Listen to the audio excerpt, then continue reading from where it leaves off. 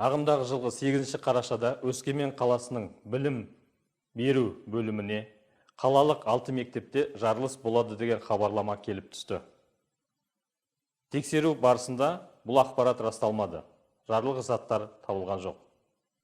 Полиция департаменті бұл факті бойынша қылмыстық іс қозғады. 15 қараша күні Шығыс Қазақстан полиция департаментінің экстремизмге қарсы іс-қимыл басқармасының қызметкерлері ұлттық қауіпсіздік комитет қызметкерлерімен бірлесіп, осы қаладағы мектептердің 9 сынып оқушысын ұстады. Оқушы тарапынан бұл қылмысты жасау себебі мектепте өтетін тестілеуге дайын болмауы және жалтаруы.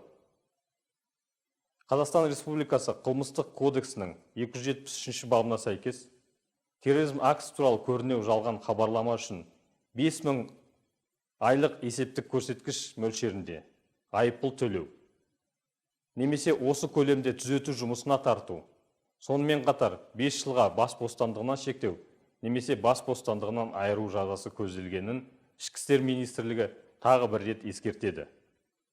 Осы жылы осындай фактілер бойынша 140 қылмыстық іс қозғалды. Қазіргі таңда 36 адам ұсталып, 17 адам әртүрлі жаза түрлеріне сотталды.